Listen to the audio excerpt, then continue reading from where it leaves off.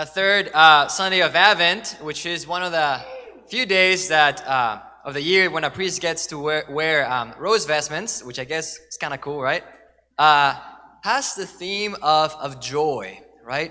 Joy as we get closer and closer to the beautiful day of Christmas, when we celebrate the fact that God became man and was born as a little child. If you've ever experienced joy, and I think most of us have, at least at one point in our lives, there's something beautiful about joy. And joy, we know, is something deeper than just this kind of more superficial happiness. I remember my younger sister, one time she went to do some missions in Africa. And so she went there, it was maybe like a month, and worked the refugee camps and stuff. And then after that, they went, they had 3 extra days after the mission to go and be tourists somewhere in South Africa. I can't remember the name of the place. And she was saying she was there, this really cool restaurant, and having a lot of fun. And she just realized, they were having, I think, a glass of wine. She's like, man, I'm so happy. Like, this is so awesome. I'm here in South Africa, like hanging out with my friends. This is a beautiful kind of sunset. And they were by the water.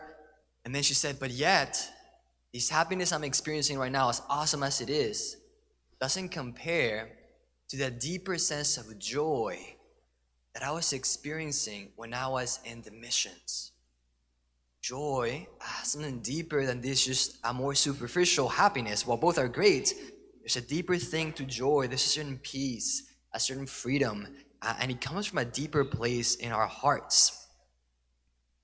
The author, C.S. Lewis, you may know of him, he wrote the Chronicles of Narnia.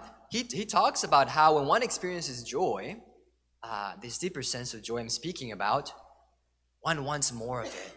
One experiences it and one just really likes it, and one desires to have it again. In fact, C.S. Lewis grew up he was atheist for a while in his life, and it is this experience of joy that he had a couple different times in his life that started drawing him to believe in the Lord and drew him to be a very committed Christian.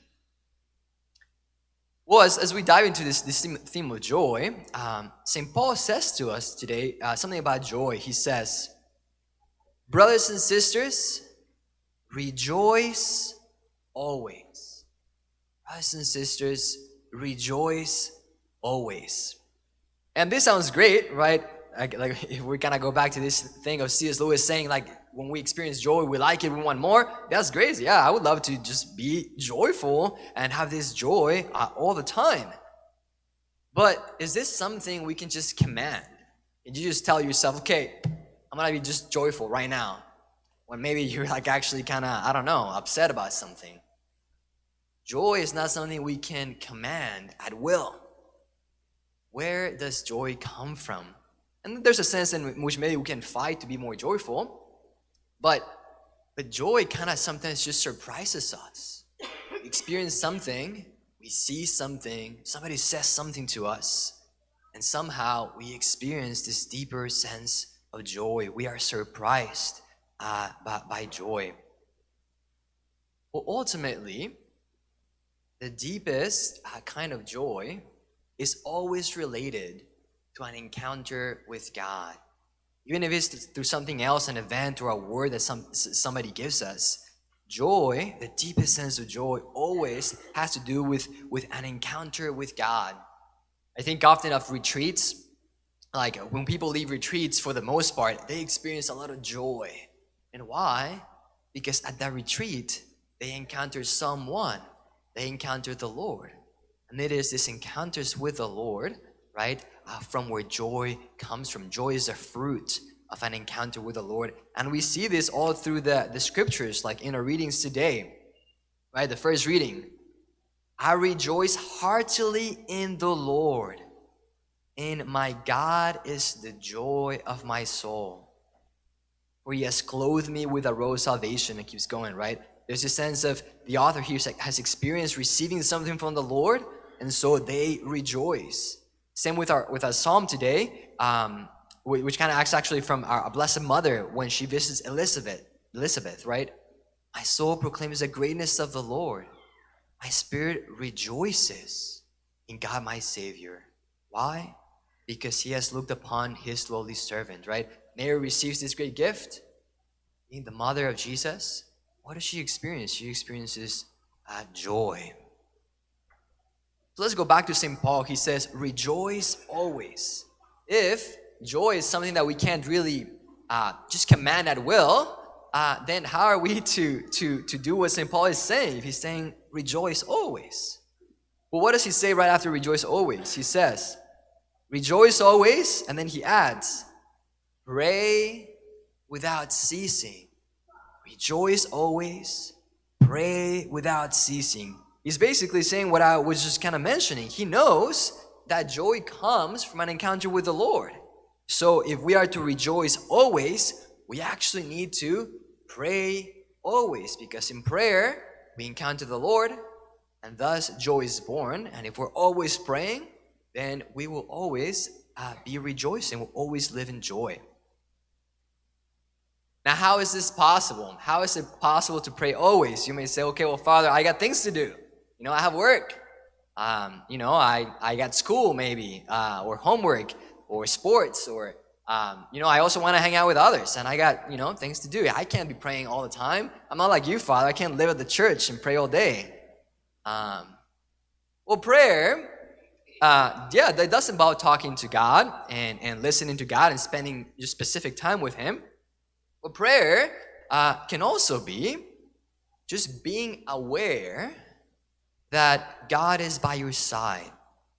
Prayer is also just being aware that God is by your side, being conscious of God's presence throughout your day.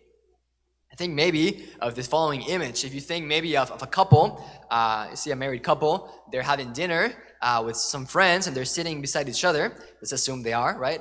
And let's say the guy is just talking to some of the other guys over here, and the woman is speaking to some of the women over here. But underneath the table where they're having dinner, let's say they're holding hands, okay?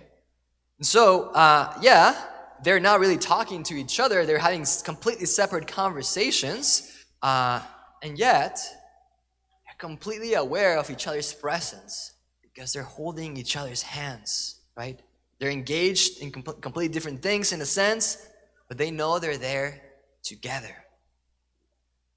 Or maybe you can think of the image of a parent who's maybe folding clothes or cooking, and they're aware of their 1-year-old who's right here playing on the ground, right? They're not talking to the kid, right? They're not playing with their son or daughter. Yet they're really aware, right? That they're doing some sort of chore or something. They're aware that that's where their son or daughter is. There's this awareness of the presence of the other. And so this is also praying, just being aware of God's presence. And God invites us to always be aware that He is present to us. In fact, spiritual writers talk about this as the practice of the presence of God. It's something you can grow into. Right? You can grow in just being aware more and more throughout the whole day that God is by your side. Right now, for example, as you're listening to me, hopefully you're trying to listen to me, but at the same time, are you aware of God's presence? That right now, at this very moment, as you're sitting here, He rejoices that you have chosen to come to visit Him this Sunday Mass. He's beholding you as the son that you are of His, the daughter that you are, that He loves you deeply. He's rejoicing right now just beholding you, your heart. He's completely present to you, even if you're not aware. And it is becoming aware of this fact that brings us great peace and great joy, because it brings us into a relationship with Him, right? The Lord wants us to be aware of His presence all the time. And the more we're in a relationship with Him, the more joy we'll experience. The less we're in a relationship with Him, the less joy we'll experience.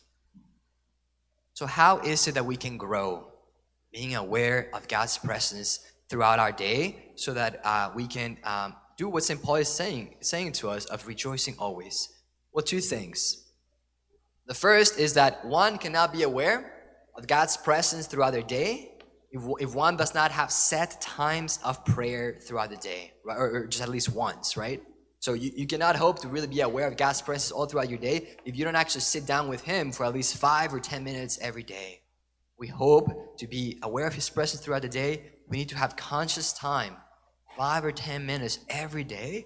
We're spending time just praying with Him, being aware of His presence, receiving His love, and loving Him in return. So this is the first thing. We actually have to have a set time of prayer.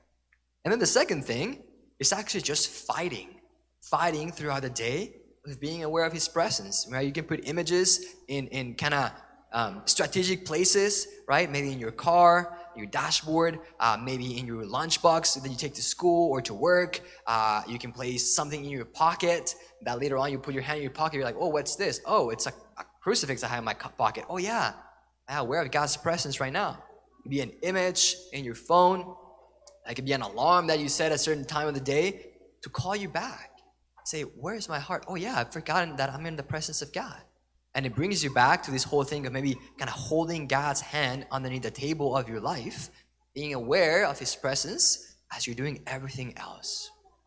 If we commit to these two things, set and set times of prayer, right? At least once a day, and in 5-10 minutes every day, and then we fight to be in His presence, it really is a possibility that we grow in being aware of God's presence throughout our day, and we can respond and what St. Paul is inviting us to rejoice always.